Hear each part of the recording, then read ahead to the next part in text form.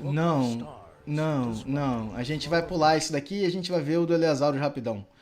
Porque... Deus do céu. A história e análise de Arena, o início de The Elder Scrolls. Hoje em dia, e vermos como ela se tornou um best-seller dos RPGs para videogame. No entanto, é curioso olharmos para trás e ver o que motivou a Bethesda a entrar nesse mercado de produzir role-playing games, visto que no início dos anos 90, a Bethesda estava engajada com seus jogos de esportes. Creio que isso começou a mudar quando eles conseguiram os direitos para fazer jogos da franquia Exterminador do Futuro, e entrando no mercado de games de ação.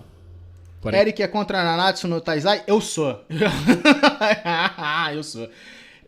Eu admito, pode ser um pouquinho de preconceito mesmo, mas eu sou contra animes em geral. Mas aquele ali em específico é um bagulho que me deixa muito fora da casinha. Eu não vou conseguir explicar pra vocês porquê, tá ligado? Eu não gosto daquele maluco com uma intensidade de 1000 sóis. O único personagem daquele anime inteiro que eu acho vagamente insuportável é o Scanor. Dentro da Bethesda havia um dos principais programadores que era apaixonado por Dungeons and Dragons e os seus RPGs de mesa e papel. Este era Julian Lefay. Ele apresentou a ideia para sua equipe de trabalhadores, criar um mundo antigo onde aconteceria batalhas e intrigas. Este projeto seria conhecido como The Elder Scrolls Capítulo 1 Arena. Apelidado de pai dos Elder Scrolls pelos fãs, Lefay começou a criar as bases de seu Elder Scrolls. Tipo, se eu não me engano, nesse daqui já não tinha ainda, né, os monges mariposa, os Moth Monks. Scanor. Já viu o anime dos 7 pecados, Eric? Eu vi uns 7 ou 8 episódios, aí eu falei, essa porra não é pra mim não. O Eric, eu acho que na próxima live já dá pra te mandar o vídeo contando a história de Warframe. É quase 2 horas, se você tem paciência pra assistir. Tenho sim.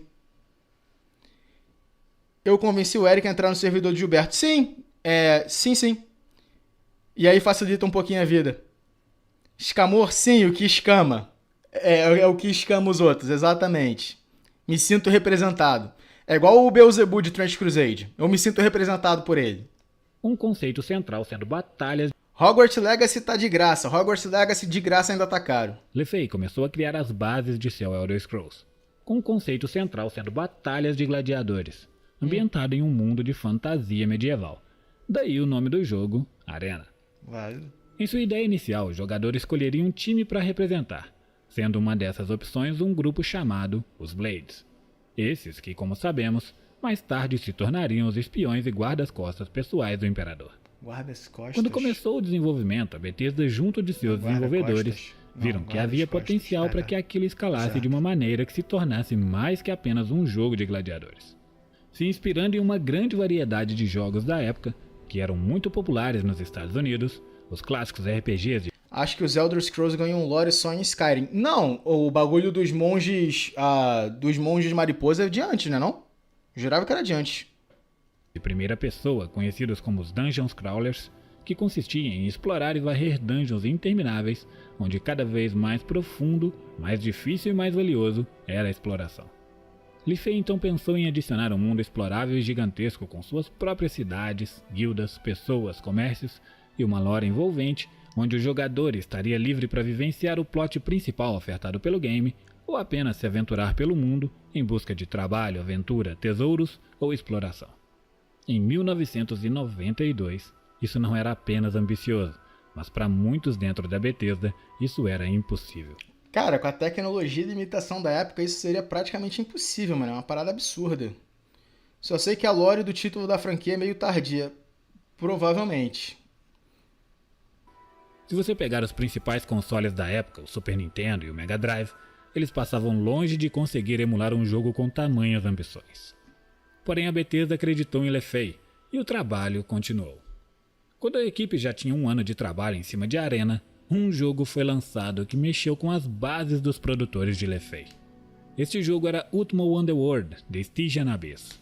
O jogo proporcionava uma experiência fluida e jogabilidade confortável para a época. Pior que, tipo, sem zoeira agora, eu acho que é porque eles diminuíram bastante a quantidade de pixels utilizados, tipo, eles não usam a tela toda, eles usam só esse pouquinho aqui. O bagulho é muito bonitinho e muito fluido, mano. Numa TV de tubo, essa porra ia ficar bem foda. Esse jogo acabou-se as mecânicas desajeitadas dos Dungeons Crawlers e o jogo apresentava verdadeiros ambientes 3D que surpreendeu todos os jogadores e críticos, que encheram de elogios pela imersão oferecida. Lee Fei e sua equipe ficaram preocupados, pois ainda estavam criando um game baseado nos antigos Dungeon Crawlers, e esse novo último era muito mais avançado tecnologicamente que o projeto Arena em produção. Porém, Lee Fei continuou com o plano original, pois eles tinham uma carta na manga que Ultima on the Road não tinha, e essa carta na manga é a mesma carta na manga que todos os Elder Scrolls têm até hoje. Por mais que não sejam os games mais bonitos ou mais avançados tecnologicamente, já naquela época os desenvolvedores apostaram em seu escopo, um mundo rico e vivo que faria seu jogador emergir em algo que tornaria aquele jogo especial para ele. Eu posso não gostar muito de Skyrim, pode não ser um jogo que eu faça que eu jogue com muita frequência, ou que eu sugiro que outras pessoas joguem. Mas, e aqui é importante, cara, você escolhe uma direção e você sai andando. Foda-se, sai andando, desvia das montanhas que você não consegue subir e descer, blá blá blá blá blá. Você vai encontrar alguma coisa nova. Os jogos são absurdamente grandes. Então, cara, não tem como você jogar esta caralha sem você ficar pelo menos ligeiramente impressionado com a quantidade de volume que essa porra tem. Tá ligado? O Oblivion é a mesma coisa. O Skyrim, obviamente, teve um avanço maior, mas o Oblivion é a mesma coisa. Porque Skyrim é raso, a Bethesda capou as mecânicas de RPG. Talvez seja por isso, mas o meu problema maior é porque, tipo, os diálogos são muito repetitivos, as vozes são muito parecidas. Murilo Que mandou susto. R$1. Obrigado, Murilo. Oleric Al-Nassir. Além de amaldiçoar a sua incapacidade de cumprir acordos não formais, não me surpreende você ter feito relações internacionais. Só gostaria de dizer de que fiz um calhamaço de 20 páginas em expansão no Substack chamado de Teoria da Rainha Vermelha Burocrática. E você contribuiu porque apresentou o conceito em um vídeo de Trench Crusade. Enfim, e vai tomar no cu por ele ler o que te mando. Cara, eu particularmente, falando sério agora, Murilo, eu quase não abro o direct do Instagram. Eu quase não abro o direct do Instagram e eu sempre tive essa mania, uma mania horrível. Mas as únicas coisas que eu realmente abro com alguma frequência, mensagens que eu abro com alguma frequência, são da Vitória. Eu acho que só. Era tipo da Vitória e da minha mãe, agora é só da Vitória, tá ligado? Então não leva pro pessoal, mas eu vou ler o bagulho que você mandou, mano, sem zoeira.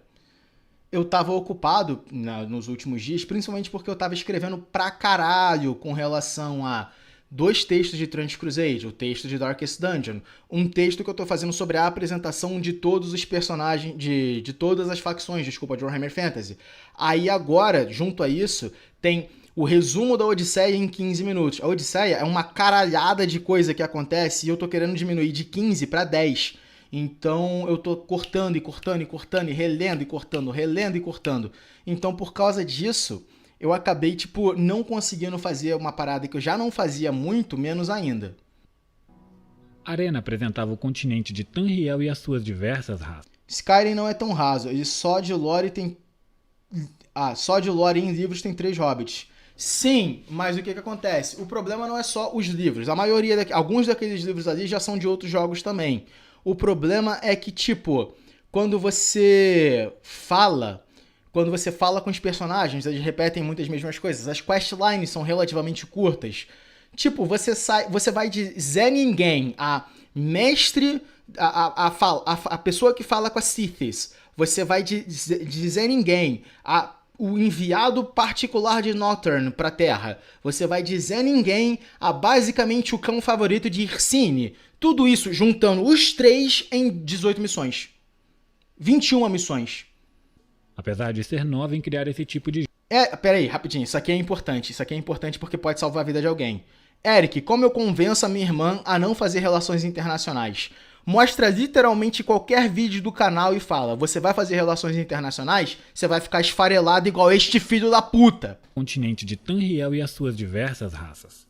Apesar de ser nova em criar esse tipo de jogo, a Bethesda conseguiu criar em meados de 93-94 aquele que seria o precursor da série de games RPGs mais vendidos de todos os tempos. Ali nascia a franquia The Elder Scrolls. Mesmo com diversas inspirações, a Arena conseguiu Voz ser bonita inovador. desse maluco. Utilizando Voz de grossa. técnicas de geração procedural, o jogador podia visitar enormes cidades movimentadas, cheias de NPCs, Boa guildas, cadência lojas, também. tavernas, viajando por todo o continente à procura Cadência de de entrega trabalhos de em fato, vilas ou buscando livros, artefatos cadernos, super tal. especiais Maneiro. para moldar o seu personagem e construir uma build diferenciada e única, mergulhando em profundas dungeons desafiadoras e enfrentando as mais diversas criaturas da fantasia do game. Skyrim, vocês estão falando sobre Skyrim aí no chat. Skyrim, ele é um oceano de tamanho, mas ele é uma poça de profundidade. Isso daí é uma parada que todo mundo já falou, tá ligado? Mas é uma parada que quando alguém fala, tipo, eu não gosto muito de Skyrim, o pessoal reclama, mas é um oceano raso.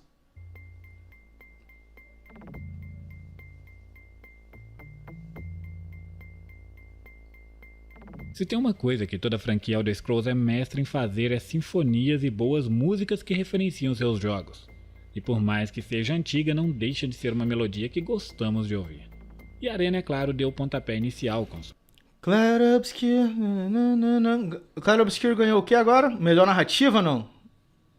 Melhor narrativa. Faz algum sentido pelo pouco que eu sei do jogo. sua excelente soundtrack composta por Jeremy Soule. Desde o tema principal,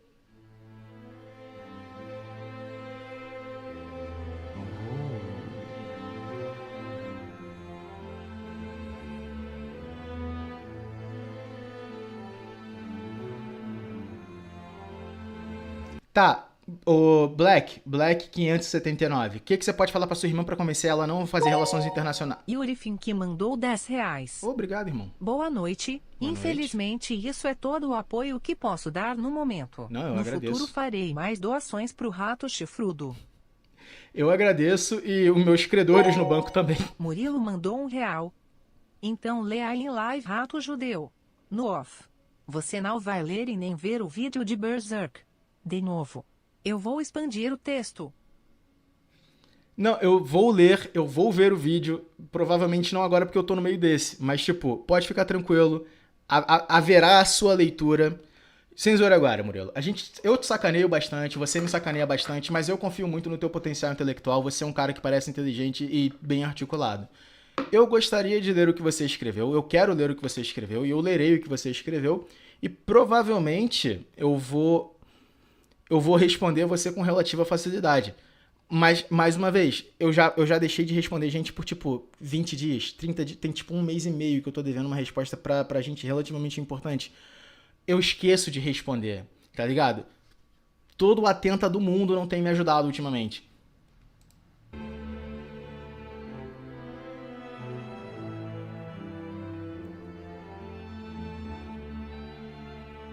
até outras clássicas músicas. Lembrei. Black, como é que você pode fazer pra convencer a sua irmã a não fazer relações internacionais? Explica pra ela que quando ela se formar, ela vai ser simplesmente uma desempregada profissional que vai ser formada apenas na capacidade de dar palpites ligeiramente mais acurados do que a população padrão sobre o que vai acontecer nos próximos 4 ou 5 anos, dependendo de se vai ter ou não um governante que realmente sabe o que tá fazendo. Você tem que entender, e a sua irmã tem que entender, que relações internacionais no Brasil só servem pra 2 coisas. Comércio exterior, que cada vez mais está se tornando um sonho distante de uma noite de verão, e também Itamaraty. Ela vai fazer a prova do Itamaraty, ela tem saco pra se fuder de novo, numa prova chata pra caralho, ter que aprender mais 2 idiomas, simplesmente porque ela quer se formar em relações internacionais. Ela vai trabalhar com o quê? Com o quê? Tá ligado? Comércio exterior ou Itamaraty. E o Itamaraty é um teste de resistência absurdo.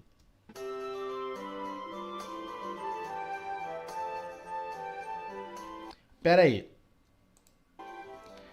Slow. Knights of Guinevere sai hoje, foda-se. Slow me chamou de escamador e eu me recuso a ser chamado de escamador por alguém que mora em Brasília. Vai sair a porra do React hoje.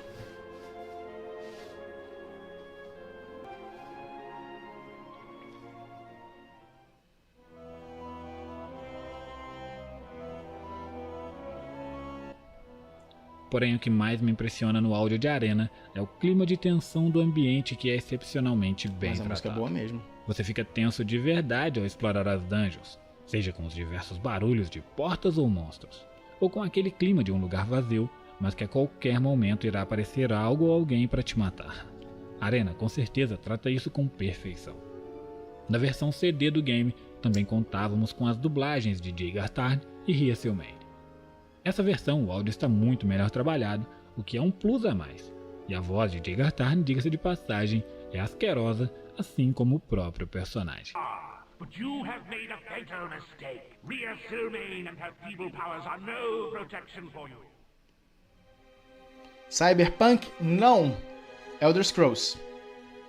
Pior que a primeira dungeon dá um medinho no início. Você criaria um personagem personalizado, colocando o nome que desejar, escolhendo a raça de acordo com seu local de nascimento. Kirby vai sair hoje tem pontos de atributos Knights of Guinevere também, que pode ser o diferencial para o estilo da build que você quer montar. Além de escolher a raça, você também há de escolher a classe, que varia desde guerreiro, mago, ladrão e as misturas diversas dessas 3 classes clássicas de RPG. A Arena trazia uma mecânica interessante com suas classes, que não foi mais repetida na série principal, onde a classe escolhida teria pontos especiais e únicos. Por exemplo, o cavaleiro era imune à paralisia, porém não possuía pontos de mágica, impossibilitando de lançar feitiços. Algumas classes era possível a utilização de apenas algum tipo de armadura ou arma, e assim seguia a individualidade de cada classe.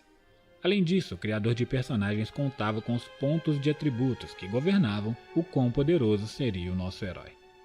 Uma das coisas mais clássicas de The Elder Scrolls que ainda não tinha começado em Arena é evoluirmos o nosso personagem de acordo com que usamos as nossas habilidades. Porém, a Arena ainda não havia desenvolvido isso, sendo assim nosso sistema de evolução funcionava da maneira mais clássica possível dos RPGs, matando monstros. Cada monstro dava uma certa quantidade de experiência e isso motivava o jogador a limpar as dungeons e buscar inimigos mais poderosos para matar e conseguir uma grande quantidade de XP. Tudo isso tornava o criador de personagens um ponto a mais para o game, pois em uma aventura você criar o seu próprio personagem e manejá-lo de sua maneira é algo que os jogadores de RPG amam até hoje. Cara, eu não sei se eu ia conseguir gostar muito disso daqui não, porque eu não ia me sentir com flexibilidade suficiente para poder fazer alguma parada maneira, tá ligado? A ideia de que, tipo, você escolheu uma classe e você vai ficar preso naquela classe, acabou. Ia acabar me dando ruim.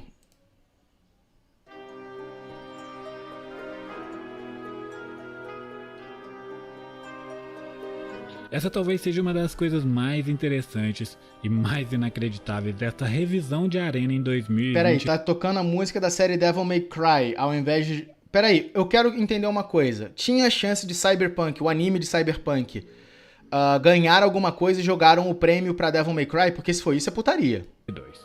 Pois ao olharmos pra trás e vermos as reviews da época, os gráficos deste game eram elogiados. Cara, a música de Devil May Cry do anime não é boa, não. É uma porrada de nu metal. Desculpa, mas nu metal é meio foda-se, né? Por replicar efeitos como neblina, luz do fogo e água. Quando penso em Skyrim, eu vejo detalhes comparáveis. Agora, em 2022, a gente olha para Skyrim e já não consegue ver os gráficos lindos como vimos em 2011. Porém, se voltarmos para 2011 e puxarmos na memória, lembramos da forma como a neve caía ao redor das montanhas, a transparência dos córregos, a cintilação das chamas. 10 ou 10 mil polígonos ainda são os pequenos momentos em que a física e luz fazem algo que reconhecemos do mundo real, o que cria um senso de um lugar convincente. Arena com... eu vou mandar o papo. Eu lembro a primeira vez que eu joguei essa porra, eu fiquei tipo, caralho, mano, que gráfico hiper realista. Agora eu tô vendo, tipo... Conseguia fazer isso com os jogadores da época. Aqui, você jovem mancebo que não consegue conceber como esses gráficos de Arena algum dia já foram elogiados, tem que jogar seus preconceitos de lado e vivenciar os anos 90, quando isso aqui era o que tínhamos de belo. Minha coisa favorita sobre esta crítica de 28 anos é como ela aborda os tropos dos jogos de fantasia com os olhos frescos do auge da tecnologia atual. Aqui podemos olhar e ver como esse jogo era diferente e ambicioso perante aos seus concorrentes. Suas dungeons super escuras, cheias de vielas e portas, que causavam uma sensação de que eu quero pegar apenas o que eu preciso aqui e sair correndo. Também podíamos completar o jogo com um personagem assassino, mago ou lutador. E isso era muito diferente para os jogadores ali da época. Tá, isso daí eu não sabia, porque, por exemplo, você tinha... o Segredo dos Eternos, eu esqueci o nome do jogo, Ultima, alguma coisa assim. Você já tinha classes naquele jogo, tá ligado? Até mesmo 100% stealth era possível. Peraí, Limp Bizkit até a morte, tu tá de putaria, ô Slow. Anime do DMC não merece ganhar prêmio, no Metal da série e o tema do Nero é bucha e o resto é foda. O cara que eu tô assistindo o Game Awards tá reclamando da série do DMC. O cara tá mais do que correto. A série é uma merda. Possível fazer no game. Outro ponto em se olhar pra trás é que também encontra-se críticas, como a falta de vida dos NPCs, que é algo que não melhorou tanto quanto eu esperava depois Então, vou mandar o papo. Falta de vida dos NPCs e diálogo merda tem até hoje. de 28 anos de roteiro, personagens, animação e dublagem. Muita coisa mudou desde 1994, mas muita coisa também Have you seen those warriors from Hammerfell? They have curved swords. Curved swords. permaneceu a mesma. Todo o gráfico e a ambientação de Arena nos é apresentado de perspectiva de primeira pessoa, assim como os Dungeons Crawlers da época. Mas diferente deles, há um mundo inteiro para explorar aqui, com uma míriade de aldeias, cidades e masmorras esperando por você. Tudo renderizado em gráficos 3D que as revistas da época colocaram como de cair o queixo. A Bethesda criou um verdadeiro mundo virtual, usando fontes de luz e sombras para um efeito magnífico para a época. Olhando claro de uma perspectiva atual, os gráficos são feios, datados e ultrapassados, e podem até incomodar alguns jogadores. Mas eles são facilmente adaptáveis uma vez que você passa mais de meia hora dentro do mundo de Arena e aceite que este é um jogo old, de 1994. Não, mas isso daí acontece com qualquer jogo que você, tipo... Qualquer jogo antigo, qualquer coisa antiga que você se permita imergir ao jogo, você vai acabar se acostumando com aquela visão e você vai conseguir vê-la com a visão certa pra ignorar falhas. MR Darkshine Blue mandou R$1. Valeu, irmão. Eric, o Oi. Leite com Mangá tá cobrando um vídeo de 4 minutos de Cube aí no chat, tem no tempão? Por sua exclamação, tome esse fanboy e me responda se ele é historicamente acurado. KKKKK. Só escrevendo eu percebi que a minha punição é te dar dinheiro, estranho da minha parte. Fanboy historicamente acurado. Vamos ver isso daí rapidão, só pra ver qual que é a história. Daqui a pouco a gente vê isso daqui. Vamos voltar rapidão pra cá. Então você não vai ter problemas com os gráficos.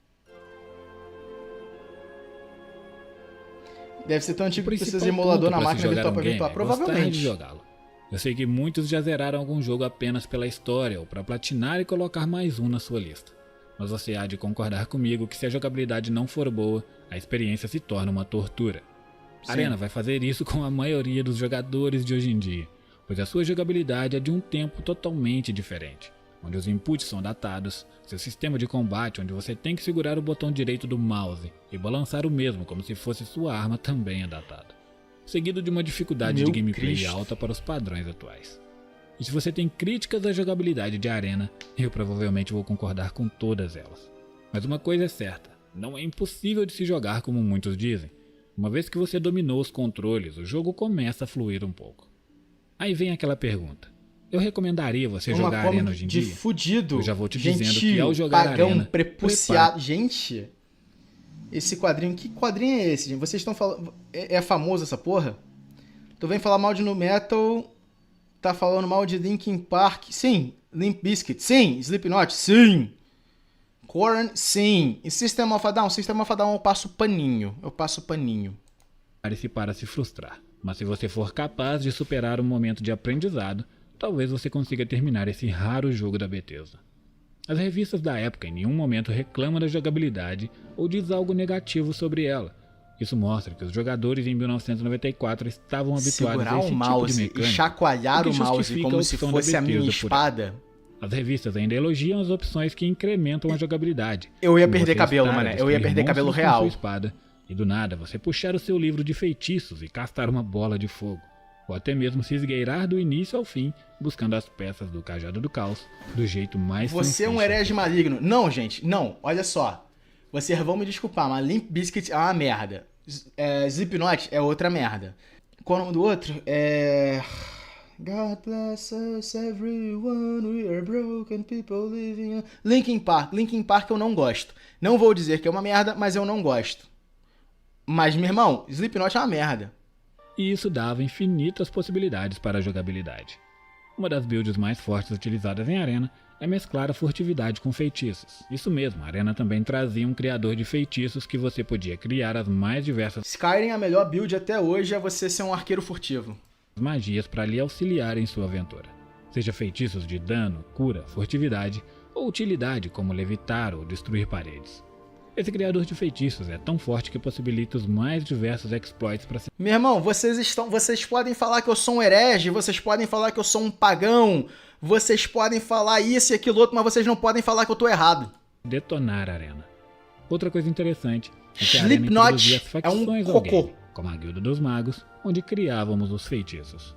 Essas facções, em grande parte, são citadas Eu ponho o dedo nos meus zóio. Ah, pra Black porra, não fode? 579 mandou R$1. Venho aqui Obrigado, me irmão. despedir dos senhores e uma boa noite a todos. E Eric, na próxima live dos mecenas eu vou colocar ela no meu lugar e eu duvido você dizer isso na cara dela. Da última vez que eu sacanei ela pelo fato que ela queria fazer esse curso, ela me bateu. Não faz RI. Ah, ela vai te bater, mas aí já é um problema com você, com ela. Eu falo isso pra ela, ela bate em você de novo, irmão. Não tem caô. Mas, sério, faz alguma coisa útil, tá ligado? Tipo, vender drogas. Não faz relações internacionais, não. no manual e pouco ou Boa nada noite, se Black. sabia ainda. E nada interferia. Vai na ver o lore vídeo ou de nas Berserk coisas da hoje? verdade. Cara, provavelmente não. Eu vou ver esse daqui, porque a gente prometeu esse daqui. Eu vou ver esse daqui. Não, esse daqui eu não vou ver, não. Eu vou ver Knights of Guinevere e aí depois Berserk. Berserk eu vou ver depois que eu ler o teu Substack. Porém, era uma introdução para ser trabalhada no futuro.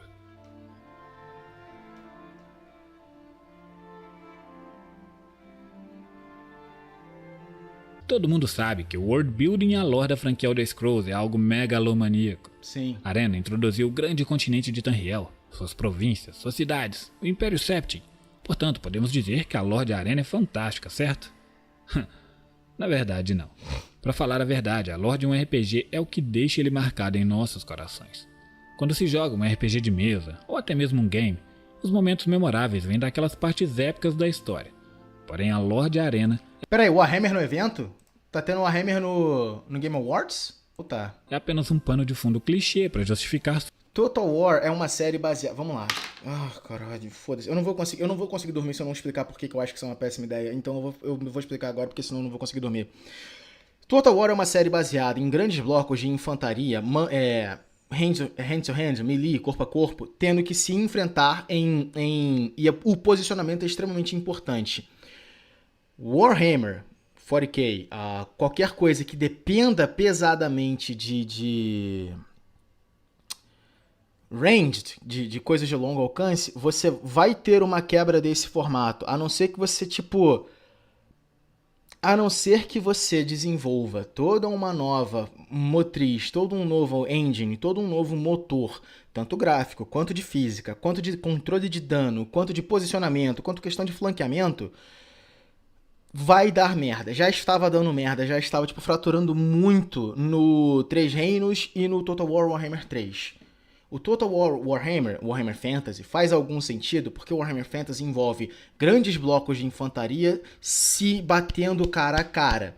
E você tendo que flanquear, posicionamento de longo alcance, todo esse tipo de coisa. Mas, e aqui é importante, guerra, entre aspas, guerra moderna, uma guerra baseada em Você acha que Fallout funcionaria com Total War? Cara, depende muito de como vai funcionar esse Total War aí, esse Total War 40k. Mas eu não acho uma boa ideia. Eu acho estúpido pra caralho. Poderiam fazer 500 outras coisas, mas tá tranquilo. sua busca pelo cajado do O Eric é naturalmente pessimista. caos. Em suma, a lore se resume ao Mas eu vilão consegui me explicar por que eu acho uma péssima ideia? quer o poder total e consegue. E a única maneira de derrotá-lo é juntando os itens específicos para um embate final. Porém, Elder Scrolls não morreu em Arena, lembre-se disso. Muito pelo contrário, ele prospera até hoje e a história de Arena, por mais que era básica lá em 94, muitas coisas ficaram por debaixo dos panos que a gente não sabia. E elas foram incrementadas nos outros jogos, em seus livros com o passar do tempo. E com o olhar de hoje em dia, com os diversos retcons que a lore teve, podemos formar a lore completa de The Elder Scrolls Arena. O tempo é durante a Terceira Era, e o atual imperador é o grande Uriel Septim VII, aquele que conseguiu reunir Tamriel como uma só novamente. Apesar das intrigas entre províncias serem algo recorrente, Uriel sabe do seu potencial como líder e consegue manter os povos em paz. Porém, o continente é grande demais, e por mais que não há mais intrigas entre as províncias, a terra ainda assim é perigosa. Tão perigosa que os seus moradores passaram a chamá-la de Arena. Dentro da corte imperial havia um homem conhecido como o Mago de Batalha do Imperador, Jaeger Tar. Este por si só parece que havia crescido os olhos nos poderes de ser um imperador, querendo ser... Vão ter Eldar, Orcs e Space Marines nesse Total War. Faz sentido ter essas facções em específico. Provavelmente vai demorar um pouquinho, mas vão lançar, por exemplo, também a Guarda Imperial. É uma ideia, né? Tem como Total War com armas de longo alcance funcionar? Um jogo que é baseado majoritariamente em armas de longo alcance, movimentação rápida, diferentes níveis de altura. Por exemplo, você tem ao nível do chão, você tem 2 andares acima, você tem fogo de cima para baixo, você tem tantas... Tipo, na minha opinião, não faz sentido uma série Total War. A não ser que eles diminuam muito o escopo, e eu não sei se vocês já viram aquele jogo bem antigo chamado End War. Se for alguma coisa no modelo do End War, faz até algum sentido. Mas se for, tipo, gigantesco... Mas aí, por exemplo, você vai perder a graça da unidade melee. Mas eu acho que é uma péssima ideia. Mais do que apenas um lacaio, ele decide que ele deveria governar Tamriel. Mas como sabe que isso é praticamente impossível para... Tipo...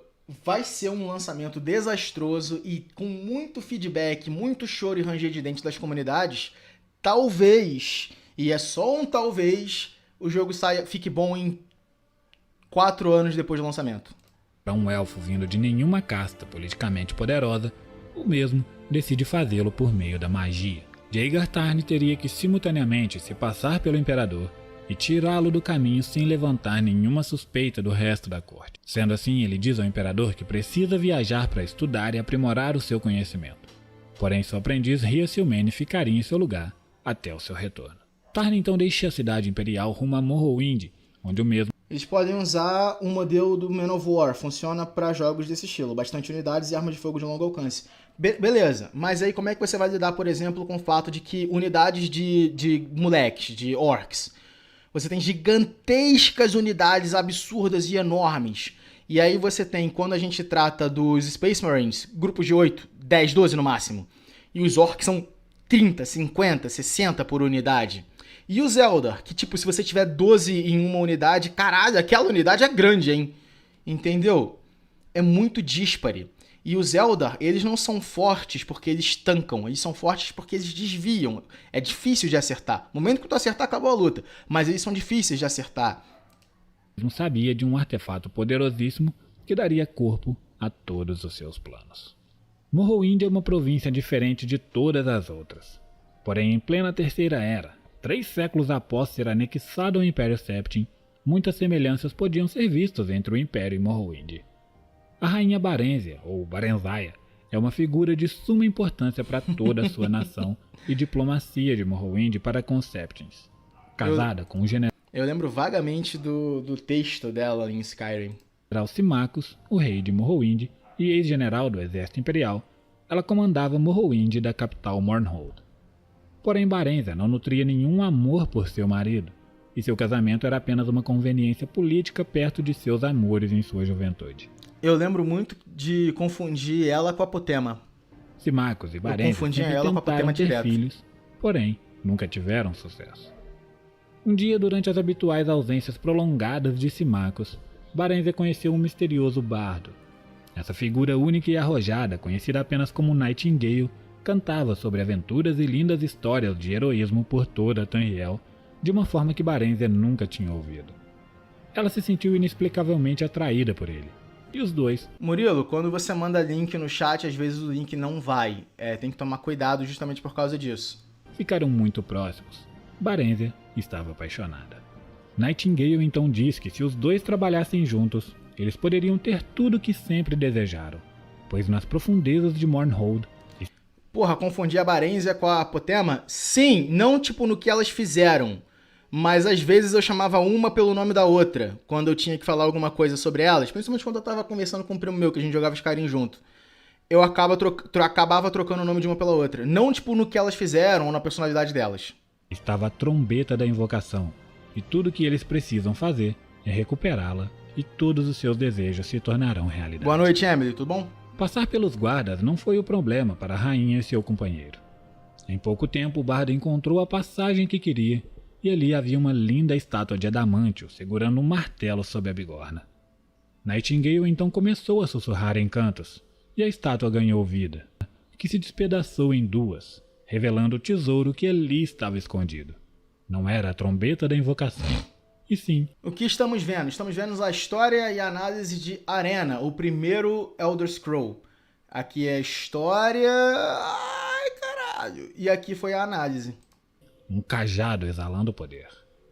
Barenzia então percebeu que havia sido enganada. Enquanto Nightingale se regozijava com a sua vitória e ria da tolice de Barenzia, Symmachus entrou no santuário, mas já era tarde demais. Antes que qualquer movimento pudesse ser feito, Nightingale se teletransportou e o cajado do caos havia sido roubado. Symmachus enviou a notícia ao imperador, que enviou espiões para toda a Morrowind, mas Nightingale havia sumido. Pera aí, eu vou falar uma parada aqui que tem nada a ver com o vídeo, mas eu acho maneirinha. Tá vendo isso aqui? Eu acho muito maneiro uma explicação que me deram uma vez, eu não sei se é canônica, mas Elsewhere parece que é tipo outro lugar. Se pronuncia como se fosse outro lugar. Elsewhere. Pelo que me explicaram, tipo, foi uma parada tipo, perguntaram de onde os Khajiit vinham e eles falaram, de outro lugar, Elsewhere. Aí ficou o nome do lugar. Provavelmente não é verdade, mas eu achei maneiro isso. Curiosamente, pouco tempo depois, Barenzia deu à luz a seu primeiro filho Helseth, e 8 anos depois, a sua segunda filha, Mordia. Até mesmo Symmachus desconfiava de Helseth ser na verdade filho do bardo com quem sua esposa teve aventuras. O imperador ordenou a Symmachus que fizesse todo o esforço possível para recuperar o cajado, e qualquer notícia sobre o paradeiro dele deveria ser dada ao seu mago de batalha imperial, Jaeger Tarn. O plano de Tarn havia dado certo. Como um mestre da ilusão, ninguém havia percebido que Nightingale, na verdade, era ele, disfarçado esse tempo todo. Caralho, o maluco tá em todo lugar, né? E agora era hora dele estudar o potencial do cajado e colocar o seu plano em prática. Algum tempo depois, o ano é 389 da Terceira Era, e dentro da corte imperial, uma hostilidade está se formando. Tarn sabe que o imperador não pode ser morto sem que todos saibam, devido ao seu sangue de dragão. Por isso, ele já tinha o plano concreto dentro de sua mente: aprisionar Uriel em uma dimensão isolada de Oblivion e assumir a sua forma para comandar Tamriel. Portanto, Tarn atrai o imperador até um selo mágico, onde o mesmo é pego junto de seus guardas pessoais. Diante de seus olhos ele vê Tarn se transformar na sua própria imagem.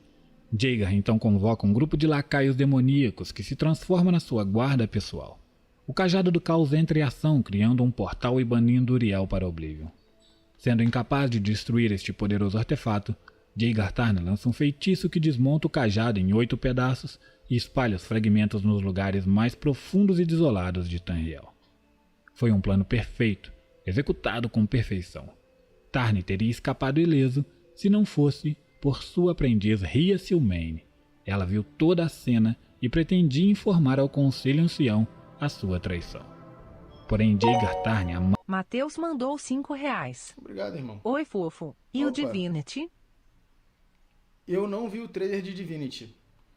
Eu vou confessar que eu não conheço quase nada sobre Divinity, mas a gente pode dar uma olhada depois. Mata sangue frio, achando que isso a impediria. Ele estava errado. Ria Silmaine era uma feiticeira forte. Ao morrer, ela conseguiu manter... Eu vou dar uma olhada depois que a gente acabar isso aqui, eu vou dar uma olhadinha no trailer. Eu não faço ideia do que é um Arknight, gente.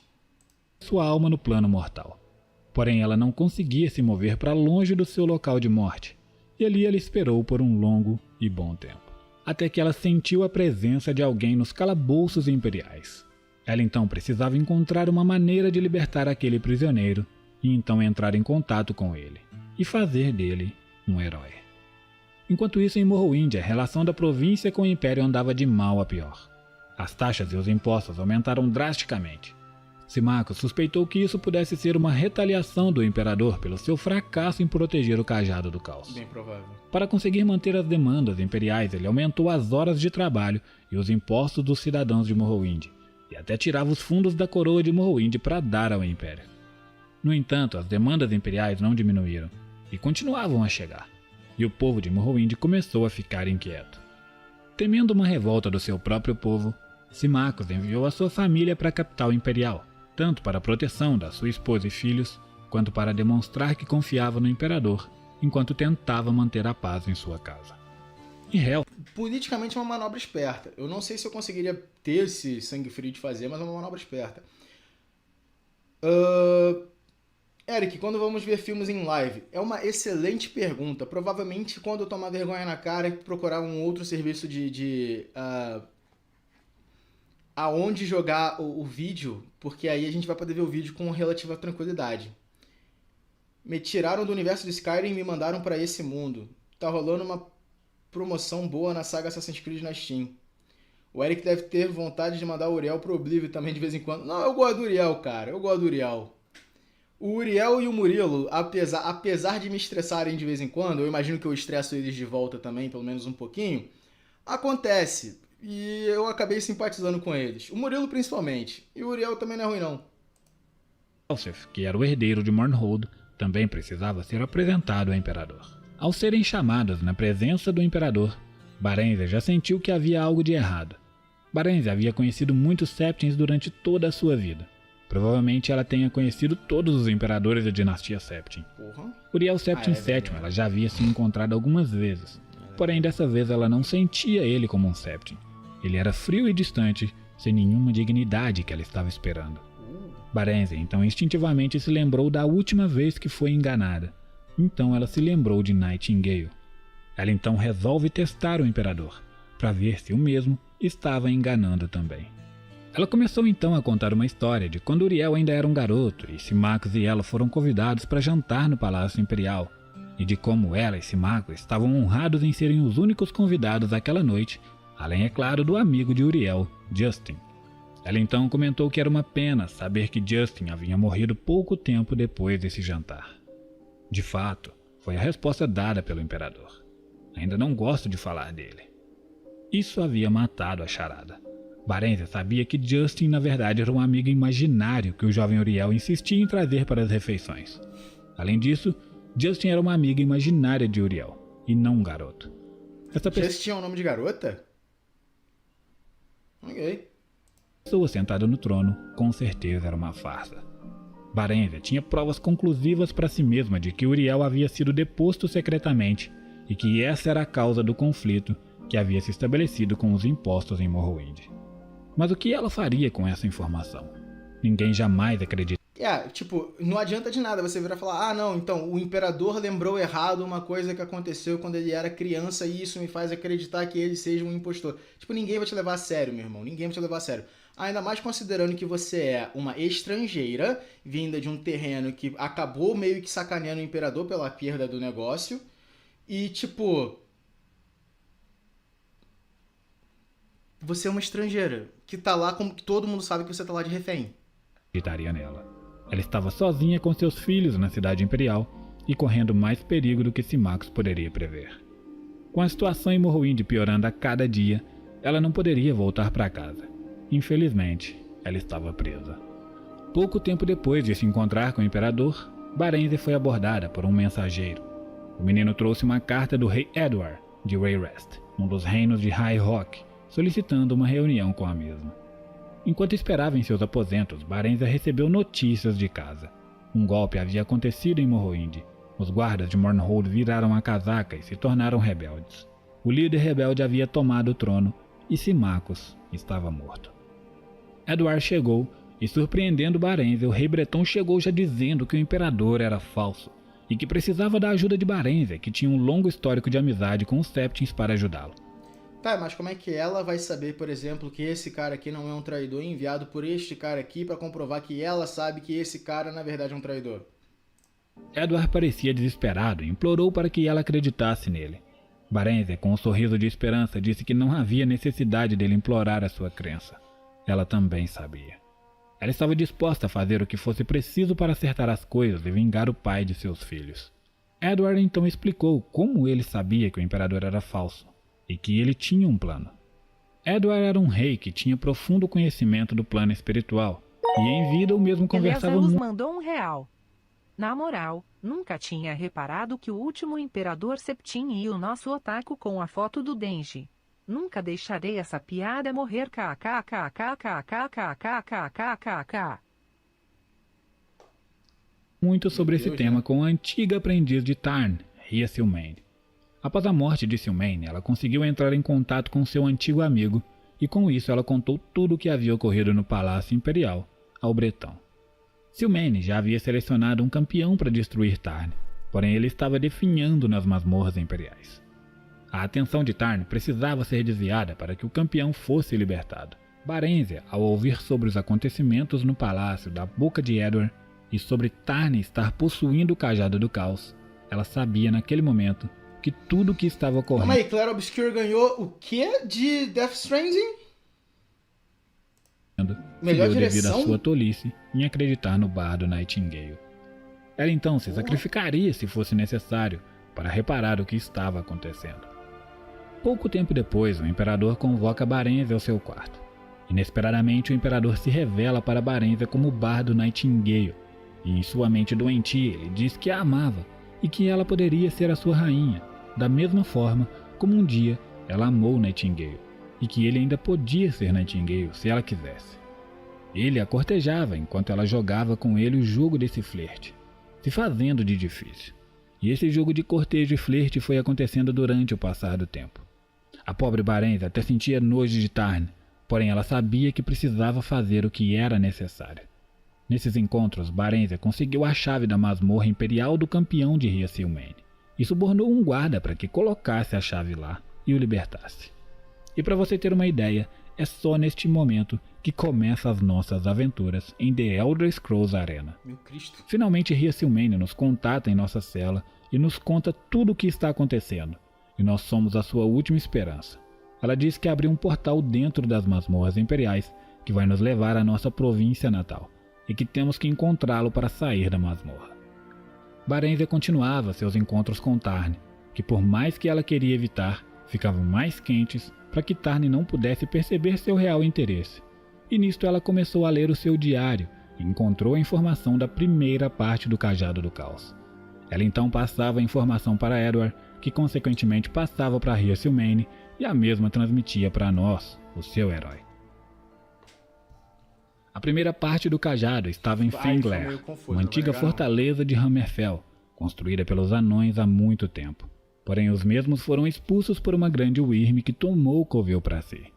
Sealmain não conseguia dizer a exata localização dos locais, por isso nosso herói tinha que viajar até a província e buscar por informações até encontrá-la. O tempo ia passando e as informações iam chegando. A segunda parte estava em Skyrim, nas antigas ruínas de Labyrinthine, que era conhecida por uma antiga lenda. Onde Boa noite, Hashashi. Escama de pirâmide mística. Cara, ficou complexo o bagulho. Os anões, eu gosto dos anões de Elder Scrolls porque, tipo, eles não são tecnicamente pessoas baixas. Se eu não me engano, eles são os Dwemer. Eles receberam o nome de anão porque eles são menores do que os gigantes. E os gigantes, tipo, anões. O arquimago Shelador guardou o segredo da vida. Depois o nosso herói viaja até a terra dos Bosmers, Valenwood, mais especificamente em Elden Grove, conhecido como o bosque onde está a primeira árvore que deu origem à vida na Terra. Após isso, Sealmain nos envia para Elsweyr, no Hall dos Colossos, uma antiga construção dita ser feita para reverenciar uma antiga raça de gigantes. As Ilhas Somerset também foram um dos locais de visita do nosso herói. Não, eu tô ligado que eles são elfos, eles são Dwemer. Eu tô ligado. Mas eu achei maneirinho que, tipo, eles recebem o apelido de anões porque os gigantes acham eles pequenos. Ali estava a Torre de Cristal, onde continha mais uma parte do Cajado do Caos. A Torre de Cristal é uma das construções mais importantes e antigas para o povo élfico. Os Altmans valorizam muito essa antiga construção de tempos imemoriais dos primeiros Mers. O sexto pedaço do cajado estava em High Rock, na Cripta dos Corações, o sétimo em Black Marsh, em Mirkwood, uma floresta negra que se move pela província, onde muitos se perdem para sempre. E finalmente, a última peça em um lugar chamado Dagoth Ur, em Morrowind, um vulcão enorme que estava prestes a entrar em erupção. Futuramente, em Morrowind, claro. Novo jogo do Mega Man? Pô, interessante. Imagina se os Dalway conhecessem os Dwemer. Cara, ia dar merda. Ia dar merda porque os Dalway não iam... Como é que eu posso explicar? Tem um bagulho de que eles sumiram porque eles tentaram criar um deus mecânico. Eu acho que os Dalway não iam gostar muito disso. Sabemos que Dagoth Ur é o nome de um ser que está presente ali naquele vulcão. Quando nosso herói finalmente põe as mãos na última parte do cajado, 10 anos de aventura já haviam se passado. Barenziah, quando conseguiu a última informação do Cajado do Caos, estava grávida de 6 meses de um filho de Jaeger Tarn. Ela fugiu com Edward para o reino de Wayrest, em High Rock, com quem mais tarde se casaria. Com isso aprendemos que o nosso herói estava longe de estar sozinho em sua aventura. Black Marsh é uma coisa saída dos sonhos molhados do Miyazaki. Sim, é um pântano extremamente venenoso. Tem aquela árvore migratória que os argonianos bebem da seiva dela, alguma coisa assim. Eu só queria entender como que eles foram tão picas a ponto de conseguirem contra-invadir as invasões de Oblívio. A Rainha Barenziah foi uma peça importante em toda a lore, mesmo quando a sua guarda baixa deixou o cajado ser roubado. Porém, a nossa missão em Arena não teria sido possível sem a sua ajuda. Durante esses 10 anos, o reinado de Tarn sob Tamriel foi um período tumultuado. Esse intervalo de tempo onde Tarn ficou no poder foi nomeado como Simulacro Imperial. As consequências foram grandes em toda a Tamriel. Morrowind já sabemos um pouco do que aconteceu. Em todo o resto das províncias houve conflitos que o falso imperador não soube resolver. Um dos principais pode ser citado, como a aquisição da Torre de Barrow-Spire pelo príncipe daédrico da destruição, Mehrunes Dagon, resultando nos acontecimentos do game Barrow-Spire. Também aconteceu a Guerra dos 5 Anos, travados entre Valenwood e Elisar. A guerra começou com ataques cadites às caravanas de comércio dos Bosmers, onde resultou em várias aldeias Bosmers destruídas ao longo da fronteira. 2 anos após a Guerra dos 5 Anos, as Ilhas Somerset também atacaram Valenwood. Esse conflito ficou conhecido como a Guerra da Divisão Azul, e resultou em Valenwood perdendo o controle de algumas ilhas costeiras. Sem meme o quê? Eu não tenho certeza que peguei um Nioh de graça na internet. Acho que foi bem adequado pra Silksong. Nossa, então você gosta de mim, Eric? Gosto, cara. Você é gente fina. Você é legal. Você é gente fina. Costeiras.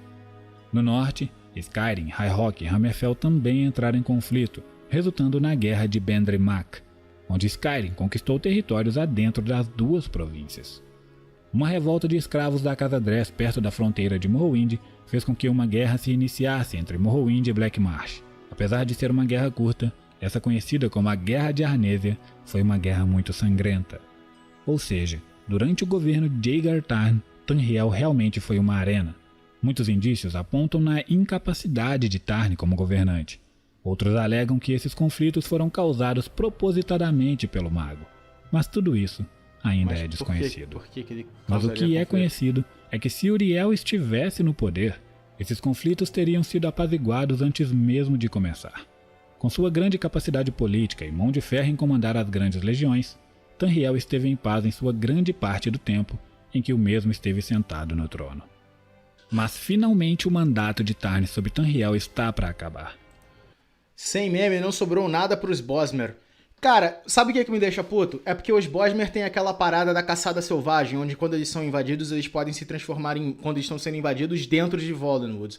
Eles podem se transformar em gigantescos monstros e caçarem as pessoas que invadiram eles com uma sede febril por violência. E eu acho isso legal. Mas eles terem apanhado pros Khajiit has wares if you have coin. Eu acho eles maneirinhos, mas não dá, mané.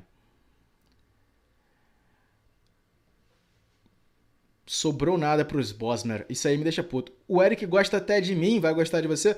Elesauros, você é um cara eloquente, você é um cara que não fala mal, você é o cara que conseguiu se banir. Eu te botei como moderador e você se baniu, mané. Isso é maravilhoso demais. Eu vou com a tua cara exatamente por causa disso, tá ligado? Mas, gente, de verdade, até agora eu não desgostei de nenhum de vocês. Se eu tivesse desgostado, eu teria bloqueado a conversa. Eu teria bloqueado do chat, gente. Vocês são tranquilaço. Se eu tivesse no poder, nada teria acontecido. Eric, você sabe por que as moedas têm ranhuras nas suas laterais? Sei. Antigamente as pessoas tiravam lascas daquela moeda, a moeda ficava mais leve, e isso era uma excelente forma de você conseguir não só lavar dinheiro, mas conseguir enganar outras pessoas. Eu tô plenamente ciente. Eu tô plenamente ciente também de quem geralmente era acusado, Murilo. Eu acabei de falar que eu gosto de você e você vai e faz isso. É foda a vida. O nosso herói havia recolhido todas as peças do cajado do caos.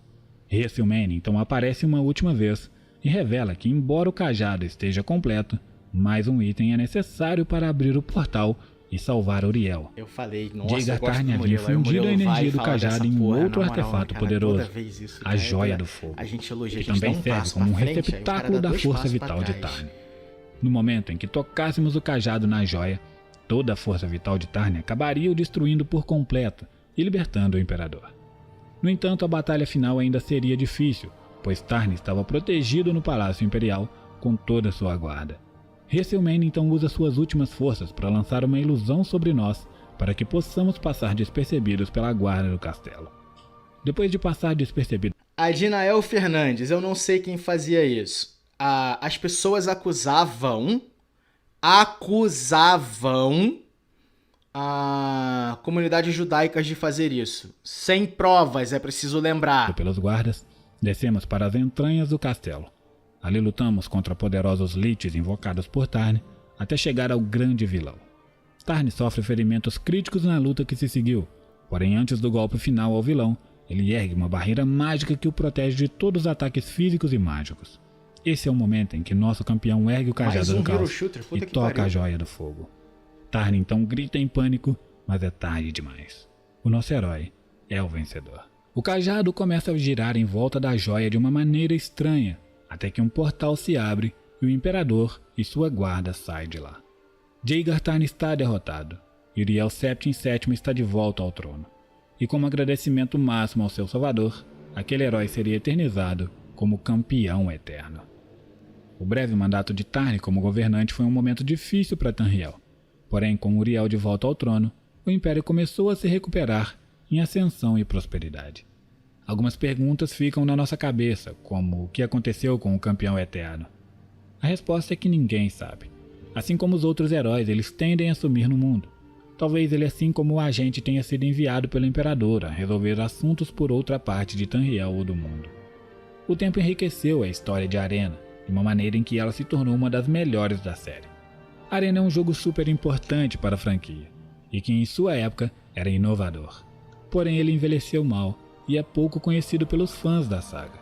No entanto, o jogo vendeu surpreendentemente bem, visto que era um jogo desconhecido e de uma empresa que nunca havia feito aquele tipo de jogo. Talvez ele tenha vendido tão bem por sua capa um pouco chamativa, se é que você me entende. Parece que Essas boas vendas renderam uma continuação. E que continuação, meus amigos. Mas o ponto mais importante de Arena é que ele dava o ponto de partida na maior franquia dos RPGs e também lançava a Bethesda para este mundo, onde ela é reconhecida como uma das melhores hoje em dia. E você, o que achou da história de Arena e de toda a criação da franquia? Você já jogou Arena ou pretende jogar? Ou saber da história pelo nosso canal já está de bom tamanho para você? Eu gostei. Diga aí nos já comentários. curti. Eu gostei, eu No achei mais, interessante. eu vou ficando por Jamais aqui, jogarei e até o esta próximo caralho. vídeo. Fui. Não vou negar não, jamais jogarei esta caralho de jogos antigos que gastam toda a minha paciência e já basta a porra do Planescape.